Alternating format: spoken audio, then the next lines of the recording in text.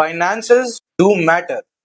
नमस्कार दोस्तों, मेरा नाम Manish Kumar Suyal and I welcome you all on our the angry young professionals show पे। हम आज बात करेंगे दी फाइनेंस गाय और we can say the money गाय आश्रय भाई। आश्रय भाई, how are you? All good, आप बताओ। बस भाई बढ़िया। एक छोटा सा इंट्रोडक्शन की वर्ड, हम क्या हैं? So basically, I completed my MBA in 2018 in finance and marketing. उसके बाद I was for a short period of time in insurance sector. उसके बाद फिर मैंने HNI portfolios handle करने का start किया with a bank, and after that I'm handling corporate clients at the moment.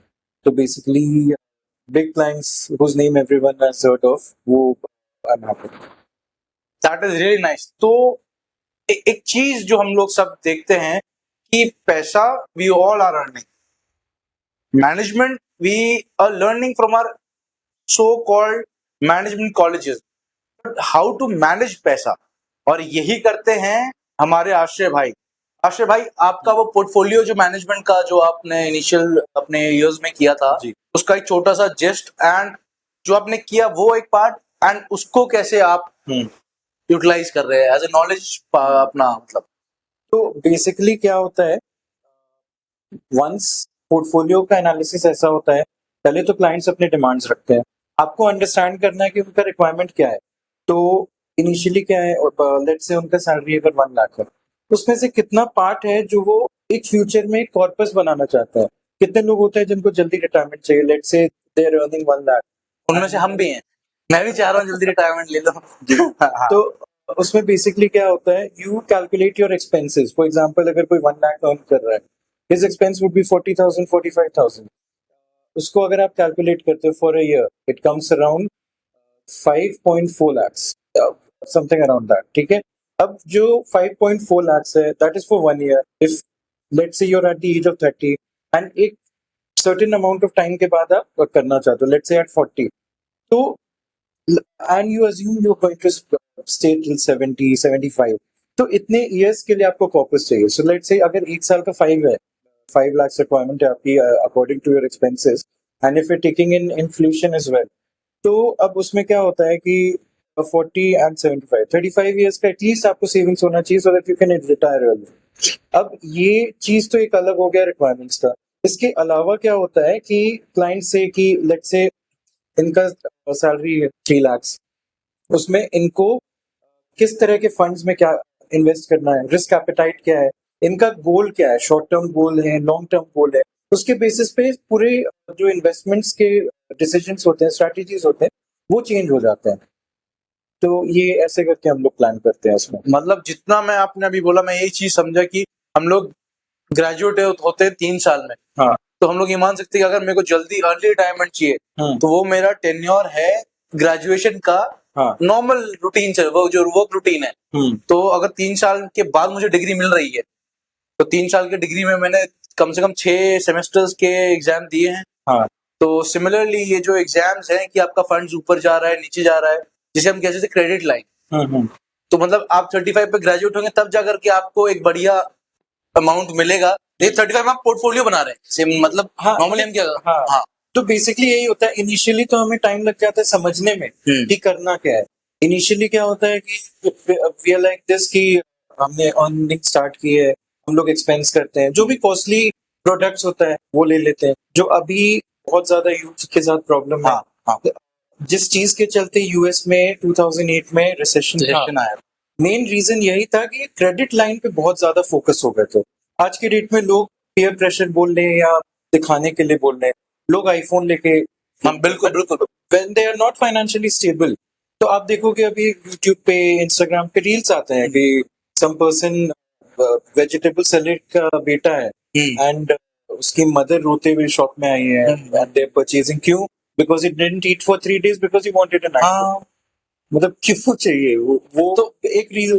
मैं वही समझा, मतलब ठीक है। मतलब अभी मैंने एग्जांपल दिया 3 साल ग्रेजुएशन का, इससे तो मैं जो एग्जांपल दिया वो इसलिए दिया कि 3 साल के अंदर हम लोग पढ़ रहे हैं, सब कुछ कर रहे हैं, then we are utilising our knowledge या जो हमने पढ़ा है फर्दर उसके लिए।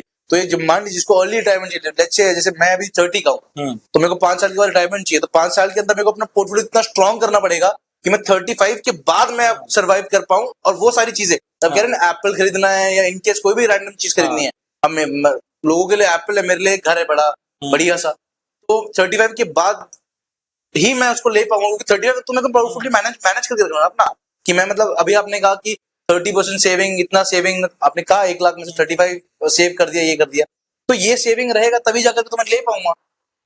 अगर मान लीजिए मैं किसी एक रैंडम आदमी का जो सैलरी वो है वो 1 लाख है, तो 35 सेविंग है, तो अभी के अभी तो नहीं खरीद पाएगा घर।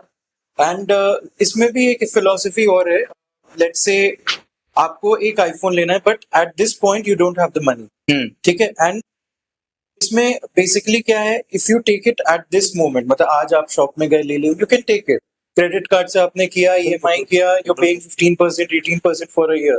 यही चीज अगर आप ऑपोजिट करते हो कि लेट्स अज्यूम कि आप पहले प्लान करते हो कि I need to buy a phone next year, आपने एक बजट शॉर्ट ये किया, शॉर्टलिस्ट किया कि जैसे 1.2 लाख का एक आईफोन का प्रो मॉडल आ जाता है।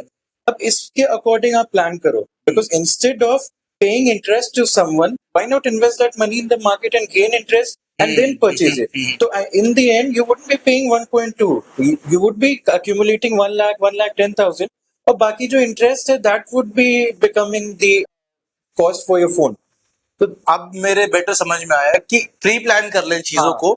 और प्री प्लानिंग का मतलब ये नहीं कि आप पैसे बचा रहे हो, उसको बचाइए, साथ में इन्वेस्ट भी कीजिए, ताकि जो इंटरेस्ट बाद में जा रहा है उसको भी आप कवर कर पाए, सब कुछ मतलब उसमें मिला करके। तो बहुत बहुत ज्यादा मेरे ख्याल से इसी को पोर्टफोलियो हम लोग कहते हैं कि ये एक पार्ट है पोर्टफोलियो का।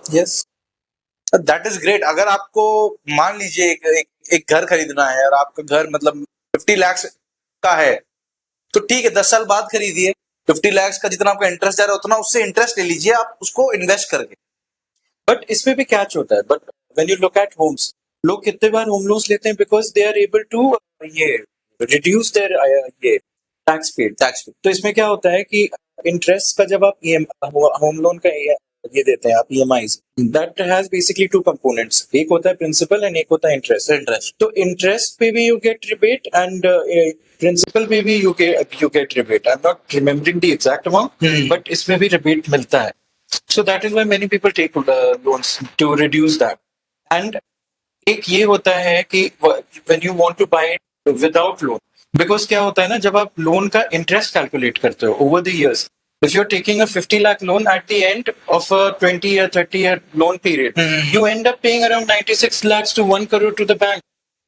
The amount double, almost double मतलब, because it is going slowly, you don't realize it. But वही चीज if you अब क्या होता है, इसमें भी 2 पर्सपेक्टिव हैं। एक है कि लैंड रेट्स बढ़ रहे हैं, तो हो सकता है कि 10 साल बाद आज जो आप ले सकते थे वो नहीं ले पाए। बिल्कुल हो सकता, चांसेस ज्यादा है। बट अब आप यहाँ पे ये देखो कि the market of India, it's a developing country, obviously बात। इट इज प्रेडिक्टेड कि इसका जो सेंसेक्स है, Nifty, they are going to be over the sky. तो keeping that in perspective, I think savings करके you should buy house.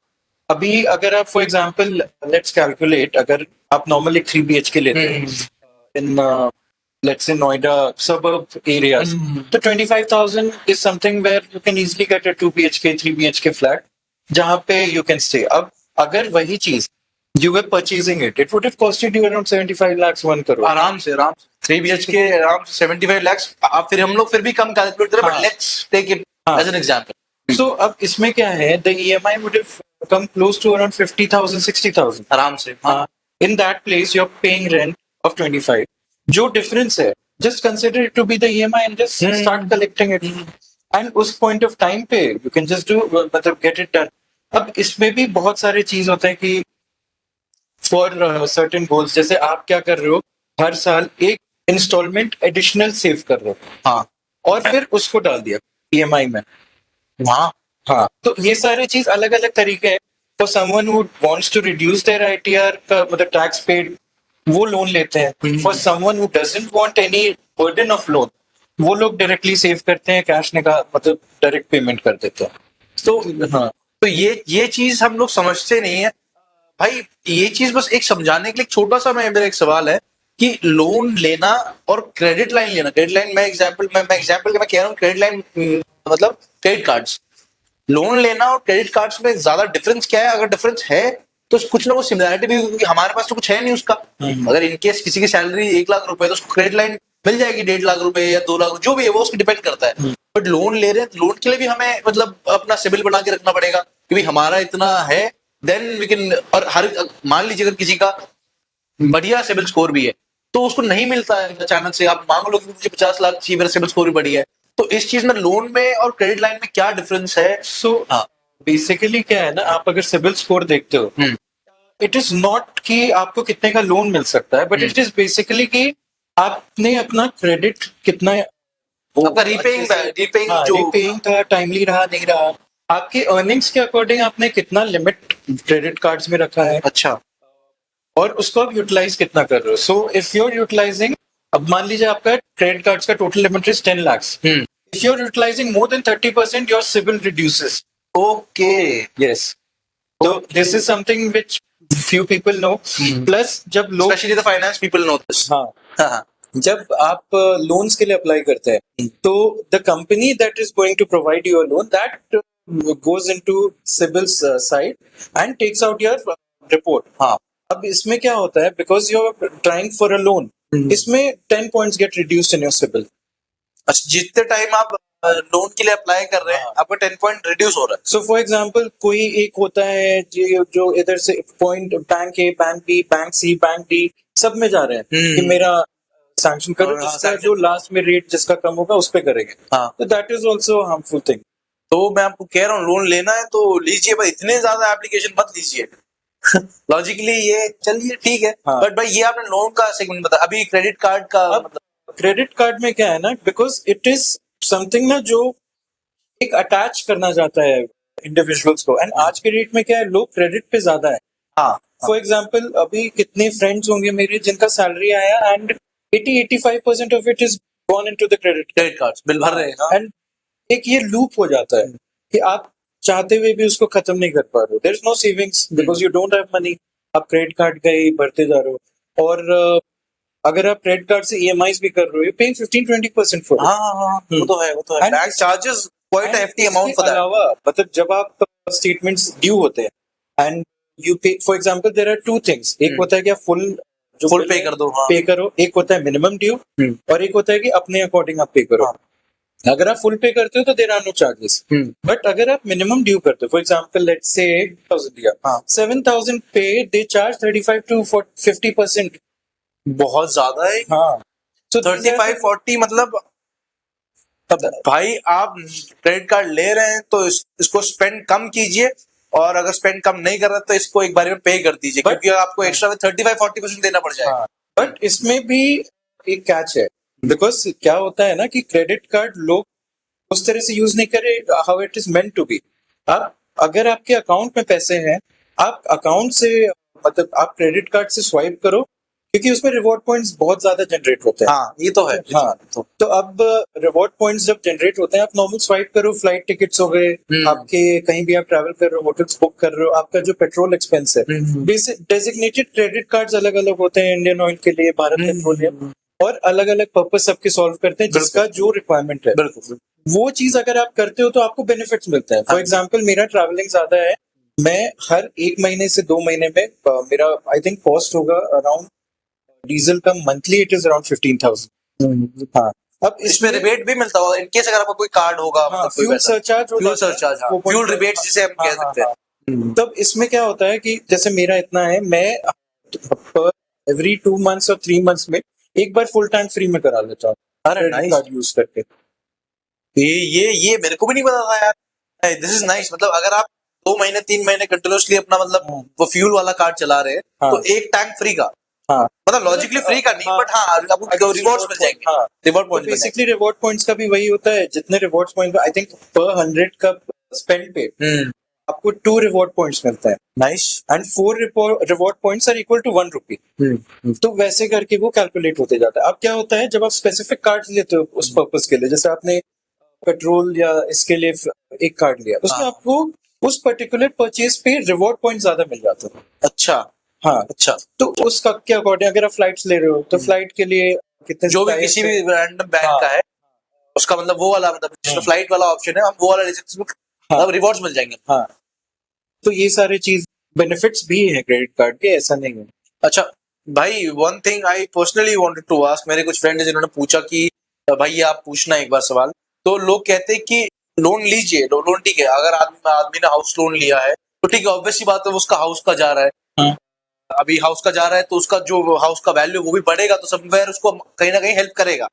But people are there जो कि मतलब बहुत छोटे बैंकिंग अथॉरिटीज या हम कहें कि एजेंसी से पैसा लेते हैं, एंड वो इस चीज को पैसा लेने के बाद वो लेजर एक्टिविटीज में इसको खर्च देते हैं। तो मेरा क्वेश्चन ये है कि क्या लोन लेकर के लेजर एक्टिविटीज में इन्वेस्ट करना चाहिए, कि अगर आपने लोन ले रखा है तो कोई ऐसी चीज में इन्वेस्ट करना चाहिए कि जो आप ले लिया है तो उससे कुछ रिटर्न भी आए। देखिए लोन तभी लेना चाहिए जब आपके पास बिल्कुल अर्जेंट नीड है। अच्छा, हाँ, एक तो जैसे मेडिकल कुछ भी है, बिल्कुल बिल्कुल, उसके लिए तो हाँ, उसके लिए हम कुछ नहीं कर सकते, वो तो इम्पोर्टेंट है, सबसे हाँ, इम्पोर्टेंट। और उसमें भी एक चीज है ना कि लोग आज के डेट में हेल्थ इंश्योरेंस का इंपॉर्टेंस रियलाइज नहीं करते हैं। हाँ, ये भी बात है। हाँ, तो अब इसमें क्या होता है, कितने बार ना आप 25 लाख का अगर आप हेल्थ इंश्योरेंस कराते हो, जैसे आप और आपकी वाइफ कराते हैं फॉर अ ईयर, मतलब आपको हार्डली 10-12,000 लगना है हाँ जी, फॉर 25 लाख। फॉर 25 लाख। और यही अगर आपके पास नहीं, you will be going out to take a loan. हाँ, तो यहाँ पे लोन्स लेना ठीक है, मतलब बट वो भी अवॉइड हो सकता है। और इसके अलावा हो गया कि मतलब ये हो गया अनएक्सपेक्टेड। अनएक्सपेक्टेड तो मैं समझ गया कि मान लीजिए कोई कैटास्ट्रोफी हो गई कि भाई आपको लेना ही लेना है, बट अगर कुछ लोग हैं जो मतलब 50,000 60,000 का लोन ले लेते हैं, ठीक है, ज्यादा इंटरेस्ट पे, उनको लगता है कि भाई हम अर्निंग गुड, ले लेते हैं। अभी मतलब पीपल आर लाइक दिस कि मतलब 50,000 कमा रहे हैं, वो लोग सोचते हैं कि 50,000 है, ठीक है, अभी नेक्स्ट मंथ जब मेरे को आएगा तो खत्म हो गया पैसा, because boys are like that, मतलब मैं भी लड़का हूँ तो मैं भी मतलब सोचता हूँ कि चलो ठीक है एक्स अमाउंट सैलरी आ रहा है, इस चीज को कर रहा हूँ, इसको कर रहा हूँ, बट जब वो खत्म हो गया फिर नेक्स्ट मंथ सैलरी आए ना आए, तो नेक्स्ट मंथ सैलरी लेट आया तो ले लिया लोग। तो मैं इस चीज के लिए पूछ रहा हूँ कि क्या इस चीज के लिए मतलब, हाँ ये भी चीज में ना आपको ऐसा रखना चाहिए, क्योंकि ऐसा हमेशा होता है कि the amount that you earn in a month, उसका थ्राइस आपके पास सेविंग्स में एक अलग से होना चाहिए फॉर इमरजेंसी। 1:3 वाला रेशियो आप बोल रहे हैं। हाँ, 1:3 इमरजेंसी फंड। हाँ, इमरजेंसी फंड आपके पास हमेशा होना चाहिए, दैट इज अनटच्ड। वो चीज आपका लिक्विड रहे, आप एफडी में रख लो, आपको अगर म्यूचुअल फंड्स में रखना है म्यूचुअल फंड में रख लो। हाँ, तो ये सारे ऑप्शंस रहते हैं। इसके अलावा अब होता क्या है ना कि लोग जो 50,000 60,000 लेते हैं वो बैंक से नहीं लेते। कितने बार आजकल आप देखोगे, मैंने एक आर्टिकल पढ़ा था जिसमें वो क्या करते हैं कि एप्स होते हैं जो अच्छा, हाँ, समझ गया। ये क्या है, ये मोस्टली जो है ये चाइनीज कंपनीज है। अच्छा, और इनका छोटा छोटा ऑफिस है, कहीं बैंगलोर में, कोई दिल्ली में बैठा हुआ है। अब ये क्या करते हैं, काफी लोग को आइडिया नहीं रहता फोन्स में एक्सेस का, कौन सा ऐप एक्सेस क्या चीज का मांग रहा है। वो क्या करते हैं, आपकी गैलरी का एक्सेस ले लेते हैं, अरे आपके सब पूरे फोन का डेटा, हाँ, मतलब हो गया। अब क्या करते हैं, अगर आप पेमेंट नहीं कर रहे हो फिर वो आप डेटा लीक करते हैं, निकालेंगे डेटा, आपको भेजेंगे आपका पर्सनल फोटोज, ओके, और बोलेंगे कि पैसे दो, नहीं तो आप गए। हाँ, ये ऐसा भी मतलब 60,000 का लोग 2-2 लाख पे करते हैं। हाँ, मैं समझ रहा हूँ, होता है, बहुत सारे लोग करते हैं। तो ये इस चीज से बचिए, 50-60 हजार का लोन ले रहे हैं तो के नुकसान भी है। 50-60 हजार को दे रहा है आपको, तो ये कह रहे हैं 24 आवर्स के अंदर ये इंस्टेंट क्लिक आउट होते ही आपके अकाउंट में आ जाएंगे, तो आ तो जाएंगे, लेकिन देना कितना पड़ेगा यू डोंट नो भाई। अच्छा, ये लोन वाला सेगमेंट अलग, अभी क्रेडिट कार्ड वाला सेगमेंट पे हम आते हैं। तो क्रेडिट कार्ड को यूटिलाइज करना, ठीक है, मैं समझ गया, हर मतलब खर्च करो, पैसा पे करो, आपका लिमिट दोबारा जनरेट हो जाएगा, बट इसको मैनेज कैसे करना है, बिकॉज हम सब चला रहे हैं, देयर आर पीपल जो कि मतलब खरीदते, मतलब क्रेडिट कार्ड से खर्चा हो गया, अभी खर्चा हो गया तो अब सैलरी का एक अमाउंट आया वो वहां चला गया, लेकिन एक्सपेंसेस इतने ज्यादा चले गए कि वो क्रेडिट कार्ड बिल भर नहीं पा रहा है, देन वो लोन ले रहे हैं। तो ये भी है ना, आपको अपने एक्सपेंसेस और ये सब, अब होता क्या है कि कभी इम्पल्सिव बाइंग कर लिया। इम्पल्सिव बाइंग, ये बहुत बड़ा फैक्टर है जो इंडिया में अभी बहुत ज्यादा मतलब डोमिनेट हो गया। आप अगर कोई भी मॉल में जाते हो, जब आप चेकआउट के लिए लगते हो, साइड में आप देखोगे प्रोडक्ट्स लगे हुए छोटे-छोटे, और लोग देखते हैं उसको, और वो मतलब सबसे बेस्ट उनका वही सेल में रहता है। क्योंकि वहां पे खड़े हैं, कुछ करना नहीं है, देख लिए क्या है, कुछ हाँ। बढ़िया लगा उठा के डाल दिए। तो इससे मेरे को एक बात याद आई, मैं जब मतलब छोटा था 9th-10th में, तो मेरी हिंदी की एक किताब थी, उसमें एक चैप्टर था बाजार करके।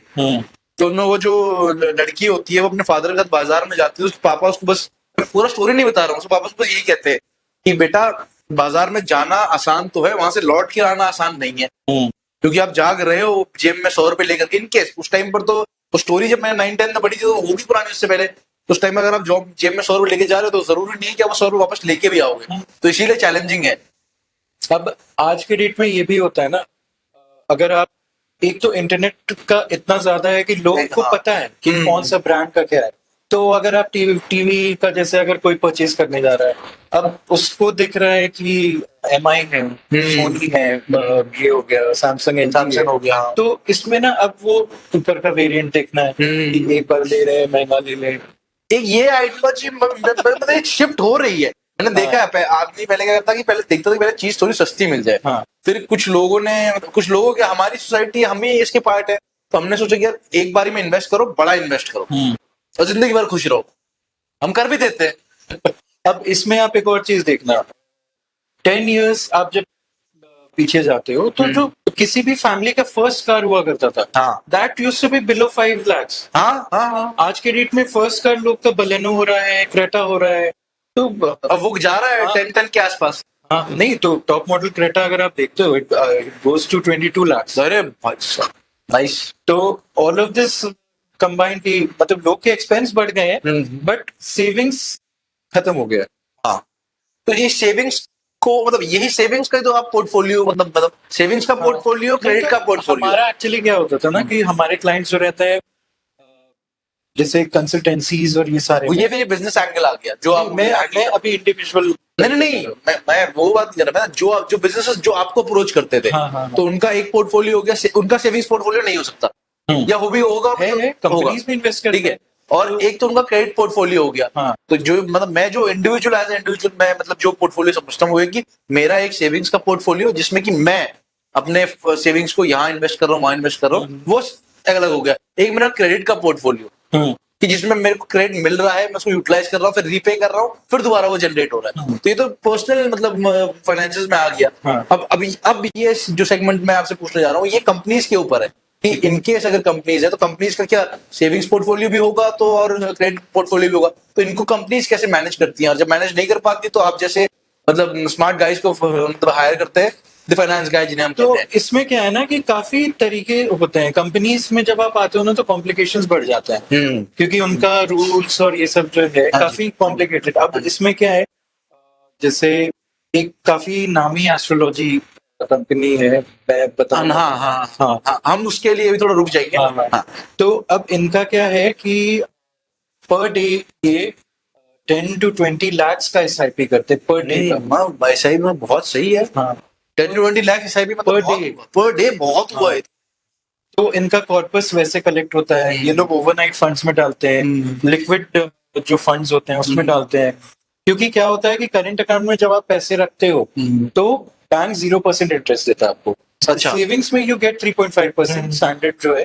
कोई जो नए बैंक्स आते हैं जो कस्टमर्स अट्रैक्ट करना चाहते हैं, वो 6.5, ये तो एक हो गया आपका इंटरेस्ट का पार्ट। अब इसमें क्या है कि लोग जैसे चाहते हैं कि, अब इनका क्या है, कंपनीज में भी क्या करते हैं कि पेमेंट्स रहते हैं, जैसे मान लीजिए कि इंपोर्ट करना है रॉ मटेरियल्स, एक पर्टिकुलर डेट को इंपोर्ट करना है, तो अब वो क्या करेंगे, जैसे मान लीजिए इनके अकाउंट में है 10 करोड़ 20 करोड़, वो क्या करते हैं, इसमें से 15 करोड़ का उनका उस दिन का पेमेंट है, बाकी जो मिसलेनियस एक्सपेंसेस है वो 5 है, 5 को रख दिया अकाउंट में, 15 को कर दिया 10, 15 डेज 20 डेज का SIP डाल दिया, FD। अच्छा FD डाल दिया। अच्छा, SIP में एक्चुअली कैच क्या है ना, अगर आप म्यूचुअल फंड्स में करते हो उसको मार्केट में लगना पैसा और निकालने में थोड़ा टाइम लगता है। तो इसलिए ना वो मतलब हाईली लिक्विड नहीं है बट लिक्विड है, तो इसलिए लोग उस सिनेरियो में FDs प्रेफर करते हैं। और FD में अगर मान लीजिए कि जैसे मतलब कोई कंपनी हो, छोटा सा ये, वैसे मैं बोल दूं, मैं अपना एग्जांपल दे रहा हूँ, तो मैं अगर 3-4 लाख रुपए डाल रहा हूँ मंथ का,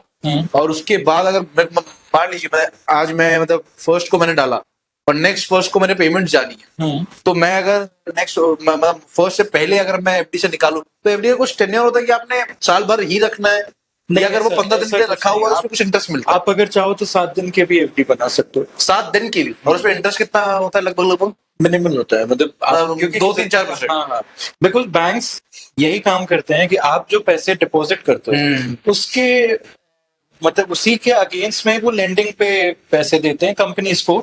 वो जो यूटिलाइज कर मतलब दोनों में जो डिफरेंस होता है हाँ। वो बैंक का प्रॉफिट है बेसिकली। मतलब सही है, अगर मतलब आप अगर प्रॉपर्टी चलो इन्वेस्ट नहीं भी किया, आपके पास है पेरेंटल प्रॉपर्टी और आपने मतलब ठीक है अभी आपके पास नहीं है उतना, तो सही ये तरीका सही है कि पार्किंग प्लॉट बना दिया, बसेस खड़ी हो रही हैं, तो इसमें मतलब और immense मतलब। आज के डेट में प्रॉपर वो प्लान्ड है, साइड में शॉप्स हैं जो उनको रेंट देते हैं और क्या चाहिए, और ये भी सही है। बसेस लगते हैं तो वो चीज है कि एक लेकिन मैं इसमें opportunity समझा। अब क्या है ना कि अब जैसे आप देखोगे काफी जो जस्ट ग्रेजुएशन किया कॉलेज से फिर जिनको जॉब नहीं करना था उनका सबसे गो टू फेवरेट क्या है, एक रेस्टोरेंट खोल देते हैं। हाँ, ये मैक्सिमम लोग यही हाँ, सोचते हैं। हाँ। अब इस केस में क्या है, आप क्या कर रहे हो, आप वही कर रहे हो जो आपके बगल वाला कर रहा है। हाँ, आप जब तक यूनिक नहीं होगे आपके पास कस्टमर्स क्यों आएंगे?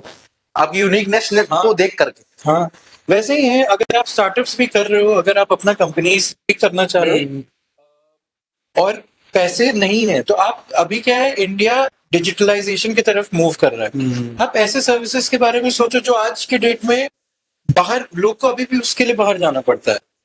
तो जैसे एग्जांपल है, आप जब फूड ऑर्डर करते हो आज के डेट में अगर आपको ग्रोसरीज चाहिए सब कुछ अवेलेबल है, आप ऑनलाइन ऐप पे जाइए आपको सब मिल जाएगा। हाँ, अब इसी कंसेप्ट को लेके हमने भी यही स्टार्ट किया था, मैं और मेरे कोई को फाउंडर, कि लीगल डॉक्यूमेंट्स आज के डेट में ऐसा नहीं है कि आपको घर पे मिलेंगे।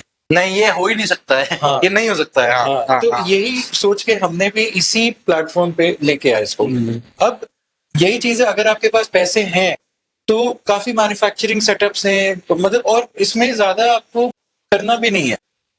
कंपनीज प्रोजेक्ट्स आपको देते हैं, आपको उनके लिए बनाना है और उनको दे देना है।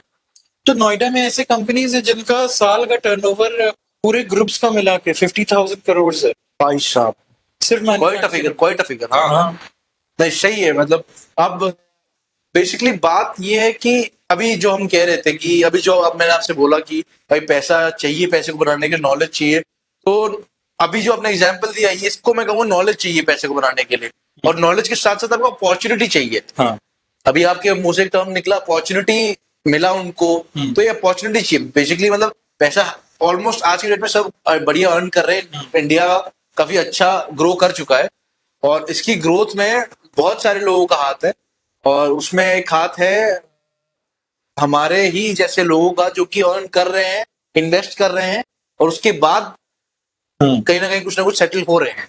हाँ। अब जैसे इसमें एक और एग्जांपल मैं देता हूँ, जैसे आप मान लो घर आप अपना रेंट पे देते हो। आज के डेट में आप देखोगे होम स्टेज का कंसेप्ट आ गया है, हाँ, Airbnb homestays का आ गया है। हाँ, अगर आप कोई भी एक रैंडम फ्लैट है 1 BHK का, आप महीने का रेंट उसका दोगे 15,000 का। हाँ, बट जब आप Airbnb से बुक करते हो आप एक दिन का 4,000 देते हो। नाइस। और अगर आपका 10 डेज का भी बुकिंग हो गया तो 4 into 10 3 टाइम्स। अच्छा, हाँ 3 टाइम। हाँ, ये भी एक कंसेप्ट है जो आजकल लोग कर रहे हैं। प्लस एक जो हमारी पहले बात हो रही थी उस पर मैं एक पॉइंट ऐड करना भूल गया था कि इन्वेस्टमेंट सिर्फ ऐसा नहीं है कि आप पैसे लगा रहे हो और पैसे जमा करते जा रहे हो। इट शुड ऑल्सो इंश्योर, मतलब इंश्योरेंस भी इन्वेस्टमेंट का एक पार्ट है। अच्छा, मतलब इन्वेस्टमेंट करना है, हाँ। उसको भी इंश्योर करना है। हाँ, नहीं आप जैसे अब मान लो जैसे किसी ने लोन्स ले रखे हैं, अब उनके लाइबिलिटीज जो है जो उनको रिटर्न कर मतलब जिनका है, मान लो कि 2 करोड़ का घर है, हाँ, 1.5 करोड़ लिया हुआ है, इनका कोई ये कार लोन चल रहा है, कहीं पे बाहर कुछ और है, कहीं से कुछ लेंडिंग लिया हुआ है किसी से। अब टोटल मान लो अपने 2-2.5 करोड़ का ये है, आपके इन्वेस्टमेंट है 1.5 करोड़, आप फिर भी 1 करोड़ शॉर्ट हो। अब यही चीज जैसे आपके साथ अगर ना हो, बट मतलब वर्स्ट केस सिनेरियो में कैसे आपका फैमिली उसको करेगा। हाँ, हाँ। तो हमेशा जब भी आप लोन लो, जैसे होम लोन जब आप लेते हैं तो उसमें एक सेट अमाउंट आता है जो एक्स्ट्रा बढ़ जाता है आपका प्रीमियम, और वो फिर आपका इंश्योर्ड हो जाता है कि आपका लोन इंश्योर्ड है। तो बेसिकली इसमें क्या होता है कि अगर आपको कुछ भी होता है तो आप फैमिली पे बर्डन नहीं बन के जाते। ये बहुत बड़ा एक एस्पेक्ट है जो कि मेरे को लगा ये अभी के कुछ टाइम में आया है, पहले था ये शायद। ये पहले भी था, अच्छा। लेकिन लोगों को लगता था यार छोड़ो हटाओ। तो अभी कुछ फ्रेंड्स हैं मेरे जो मेरे को बोलते हैं, मतलब एक दोस्त है मेरा, साथी काम करता था मेरे एक टाइम पर, तो वो बताया कि भाई आप लोन को इंश्योर करा सकते हैं, फैमिली को कोई दिक्कत नहीं होगा। तो हम बेसिकली हम कमा सकते किसके ले रहे हैं, फैमिली के लिए। प्लस और भी ऑप्शन है। अब जैसे टर्म प्लान्स के बारे में आपने सुना होगा। टर्म प्लान्स क्या है कि जब आप उसपे भी अलग अलग तरीके होते हैं। उसपे अब क्या है, लोग जो देखते हैं आपको एड्स में आते हैं, हाँ। 500 रुपए में इंश्योर कर लो, 1000 में कर लो, बट आपका रिक्वायरमेंट टर्म प्लान का क्या है, वो चीज होता है। अब जैसे कितने लोग जो अब मैंने क्लाइंट्स के लिए किया था, उनका क्या है, रिटायरमेंट के टाइम पे एक कॉर्पस आता है, बड़ा कॉर्पस आता है। हाँ, वो क्या करते हैं कि बोलते हैं कि मेरा जब तक अर्निंग का एज था, मैं 60 तक का इंश्योरेंस लूंगा, अच्छा, हाँ, ताकि अगर उसके पहले मुझे कुछ हुआ तो फैमिली को इतना मिल जाए। तो ये सारे पर्सपेक्टिव्स भी सोच के आप टर्म प्लान ले सकते हो। टर्म प्लान भी बहुत अच्छा है, मतलब इसमें क्या है, और पेमेंट टर्म्स होते हैं। आप चाहते हो कि वन टाइम पेमेंट करके 3 करोड़ 4 करोड़ 5 करोड़ का आप कवर ले लो, तो वैसे करके भी आप कर सकते हो। प्लस क्या होता है, टर्म प्लान का मैक्सिमम जितना आप ले सकते हो वो है आपका जो फिक्स सैलरी है किसी ईयर का, उसका 20 टाइम्स आप ले सकते हो। तो फॉर अच्छा। एग्जाम्पल अगर आपका 10 लाख है, आप 2 करोड़ का कवर ले सकते हो। ये भी सही है। हाँ, तो एक चीज मतलब इसमें ये है कि इन सब चीजों को करने के लिए एक लीगल वे है। और अब वैसे नॉर्मली मतलब अगर आप फाइनेंस चला रहे हो तो उसके पीछे लीगलिटीज हैं। तो हमारे जो भाई हैं, हमारे जो दी फाइनेंस गाय है, दी मनी गाय है, इनका एक छोटा सा वेंचर है, भाई आप बेटर बता पाएंगे। तो अभी क्या है, हमने लीगमाइज है, लीगमाइज GUMIZ.in साइट है। हमने बेसिकली अभी ये स्टार्ट किया है कि जैसे आज के डेट में अगर रेंट अग्रीमेंट आपको चाहिए या कुछ भी है, आप ब्रोकर्स को बोलते हो या फिर आप वो चार्ज भी करते हैं इसके ऊपर। हाँ, तो उसमें आप नोटरी जाते हो, कराते हो।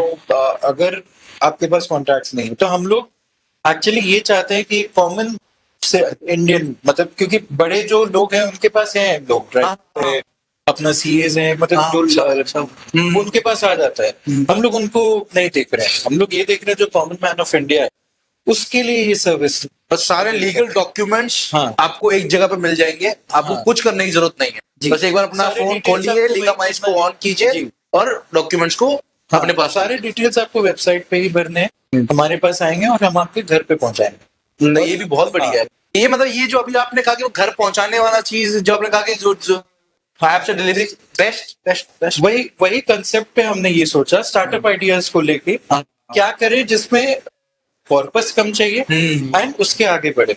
अब जैसे आप एस्ट्रोलॉजी वाला मैं बता रहा था, हाँ, वो कंपनी का भी मतलब वही था। उन्होंने जो उनके फाउंडर हैं उनका 4-5 स्टार्टअप्स फेल हुए थे, अरे बट ये ऐसा चल गया कि मतलब उनसे मैं मिला था तो उन्होंने यही बताया कि एक बार वो गए, उनके पास i10 था, वो i10 से गए चप्पल पहन के, उनकी कार अच्छा। खराब हो गई थी, हाँ। तो वो गए जैगवार रेंज रोवर के शोरूम में, हाँ, बोले कार कौन सा अवेलेबल है, हाँ। तो उन्होंने उनको रेंज रोवर दिखा दिया, वो हाफ पैंट में और चप्पल चप्पल में, हाँ। तो बोलते हैं कि अभी आज मिल जाएगा, तो बोलता है कि आप कैसे करोगे, लोन लोगे, तो बोलता है कि नहीं चेक देंगे।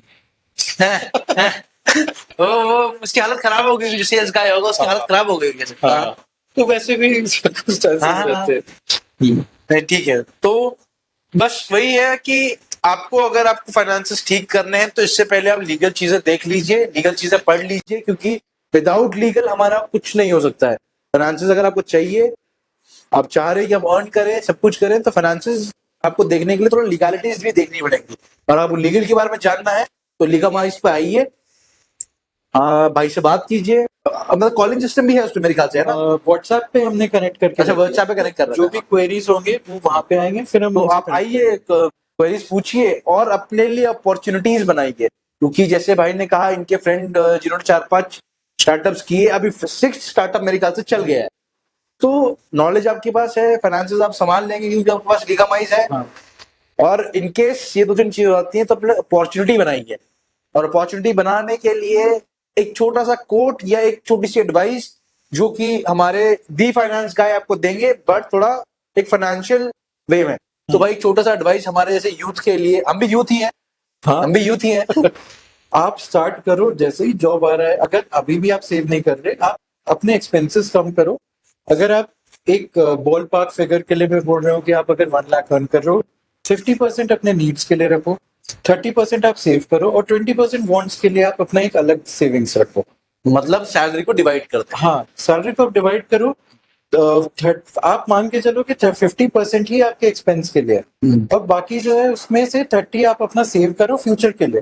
और ये डिसिप्लिन के साथ, कि ऐसा नहीं कि कल के डेट में मुझे ट्रैवल करना है, कहीं जाना है, मुझे फॉरेन घूमना है, पैसे दिख रहे हैं तो इसको निकाल लेते हो, क्योंकि ये आपको समझ में नहीं आएगा कब आपके इमरजेंसी आ जाए।